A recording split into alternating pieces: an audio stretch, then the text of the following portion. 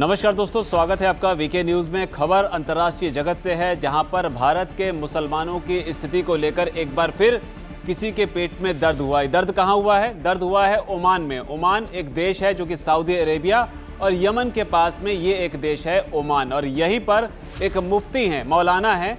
इनका बयान आया है भारत में मुसलमानों की स्थिति को लेकर। अपने बयान में इन्होंने ओआईसी से भी मांग की है कि वो भारत के मुसलमानों के हालातों पर चुप क्यों है। हालांकि कौन से हालात की बात कर रहे हैं, इस पर इन्होंने खुलकर कुछ भी नहीं कहा है, ना कुछ सबूत दिया है, लेकिन अपने बयान के जरिए भारत पर, भारत सरकार पर हमला ज़रूर बोला है। कौन है ये शख्स? सबसे पहले आपको इनके बारे में बता देते हैं।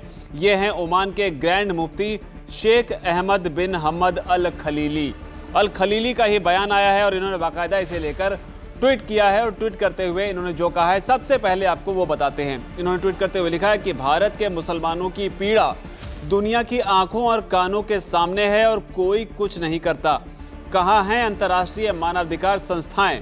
इस्लामिक सहयोग संगठन यानी कि ओआईसी, जिसका हम जिक्र कर रहे थे, और उसका सचिवालय कहाँ है? क्या मुसलमानों के अधिकारों का सम्मान खुद मुसलमानों द्वारा भी नहीं किया जाता है, जो इसके उल्लंघन के खिलाफ कुछ नहीं करते हैं?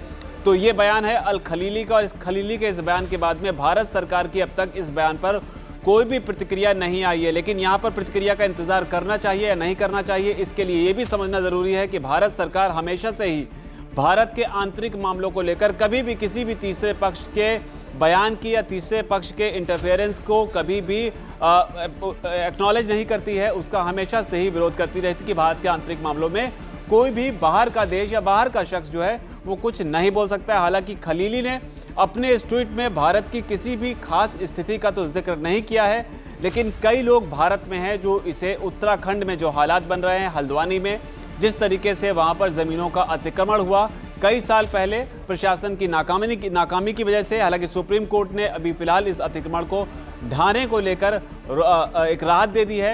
इस राहत के बीच में जो हल्द्वानी में हो रहा है उसे ही लेकर अल खलीली के इस बयान को उसके साथ में जोड़कर कई लोग देख रहे हैं और मान के चल रहे हैं कि अल खलीली का जो बयान है वो हल्द्वानी के हालातों को लेकर सामने आया। लेकिन आपको साथ ही ये भी याद दिला दें कि खलीली वही शख्स हैं जिन्होंने साल 2022 में जब भारत में नुपुर शर्मा का मामला हुआ था पैगंबर मोहम्मद पर की गई टिप्पणी को लेकर, तब अल खलीली वो शख्स है जिन्होंने पूरी दुनिया में भारत के विरोध में जो कैंपेन चला था उस कैंपेन को एक तरीके से लीड किया था, और लगातार नुपुर शर्मा के मामले में वो भारत पर हमला बोलते रहे हैं और लगातार इस पूरे मामले पर काफ़ी वोकल रहे हैं।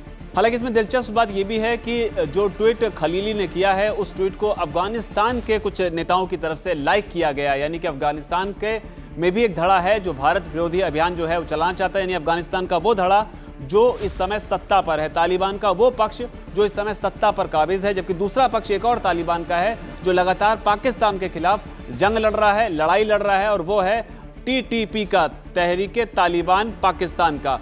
तो वो एक अलग धड़ा है, लेकिन जो धड़ा अफगानिस्तान पे इस समय सत्ता में है उसकी तरफ से इनके खलीली के ट्वीट को जो है वो लाइक किया गया। हालांकि वही अफगानिस्तान है जो भारत सरकार से निवेश को लेकर गुहार लगा रहा है। हालांकि वो अलग चैप्टर है, लेकिन फिलहाल इस मामले में यही है कि खलीली जो कि ओमान के मुफ्ती हैं, उन्होंने भारत के खिलाफ जहर उगला है।